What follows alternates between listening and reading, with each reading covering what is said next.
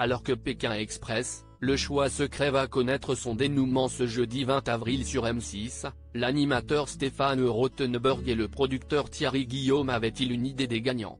Ils nous apprennent que chaque saison, ils font des pronostics sur les candidats. Quels sont-ils cette année? Voici la réponse. Au terme de cette 17e course de Pékin Express, et alors que le casting pour la prochaine édition a déjà été lancé, la grande finale du jeu d'aventure aura lieu ce jeudi 20 avril. Elle oppose les binômes du couple stratège Chérine Alexandre et l'employé et son patron Céline Xavier. Mais qui va remporter l'émission? Les paris vont bon train pour savoir qui décrochera le trophée. Et avec combien d'argent sur les 100 000 € possibles. La production s'amuse, en amont, à parier sur les candidats qui iront le plus loin dans la compétition.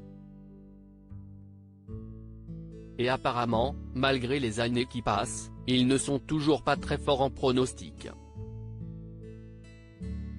Stéphane Rothenberg explique comment le casting de Pékin Express a évolué. On a eu des octogénaires demi-finalistes. Stéphane Rothenberg et ses équipes de production jouent aussi au jeu des pronostics avant le tout début de l'aventure. L'animateur confie, une fois qu'on a le casting final, et avant que la course démarre, on joue à se faire un classement théorique en se moquant ensuite de nous au fur et à mesure du programme quand la réalité de la course nous rattrape. Personnellement, je suis toujours nul. Ensuite on discute beaucoup avec Thierry, Guillaume, le producteur note de la rédaction, pendant la course, en se disant que ça va être dur pour telle ou telle équipe, que telle autre est favorite. Tout comme les téléspectateurs qui échangent entre eux sur les réseaux sociaux et commencent à faire des pronostics et même les candidats entre eux qui voient des favoris au fur et à mesure des victoires qui s'accumulent ou des galères. C'est très difficile de prévoir qui va aller au bout. Le producteur Thierry Guillaume souligne la diversité du casting qui laisse sa chance à tout le monde de pouvoir tirer son épingle du jeu.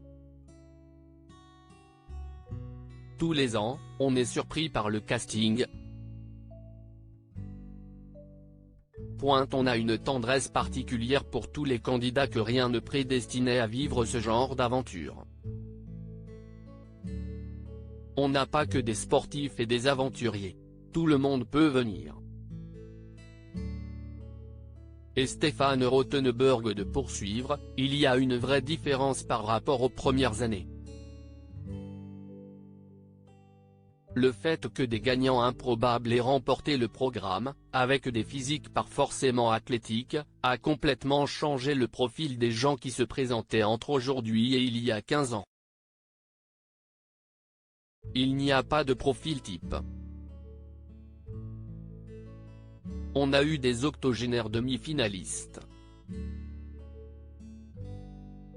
Les moments physiques sont rarement éliminatoires. Ils l'ont tous pigé. Même si la finale est quand même physique. Mais on peut s'en sortir sans l'être particulièrement. C'est donc très difficile de prévoir qui va aller au bout. On n'y arrive jamais. L'animateur de M6 dévoile comment il essaie de savoir quel binôme va gagner Pékin Express. Stéphane Rothenberg tente d'analyser ce qui peut faire la différence au sein d'un binôme dans la durée. Il y a quantité d'événements dans la course, souvent de grosses dissensions, de grosses difficultés qui font que ça craque ou que ça soude. On appelle ça des bascules. À un moment ou un autre, l'épreuve va être un moment de vérité pour le binôme. On se rend compte que ça ne tient pas à grand-chose, le petit soupçon de conviction qui va faire que vous allez être pris en stop et qui va déclencher le oui chez la personne qui vous accueille. Ça tient à une forme d'intensité dans le regard. On essaye de deviner qui est capable de passer le cap parce qu'on a tellement l'habitude maintenant. Et parfois les journalistes nous disent, ça y est, ils n'ont plus la conviction, ça ne marche plus, ils sont défaitistes. Ceux qui gagnent Pékin Express sont souvent ceux qui ont le lien le plus fort. Thierry Guillaume, quant à lui, analyse, on constate tous les ans que ceux qui vont au bout, ceux qui gagnent sont souvent ceux qui ont le lien le plus fort.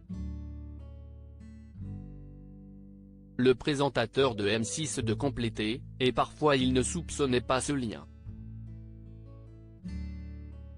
C'est ça qui est assez étonnant. Parce qu'ils n'ont jamais vécu ce genre d'aventure avant.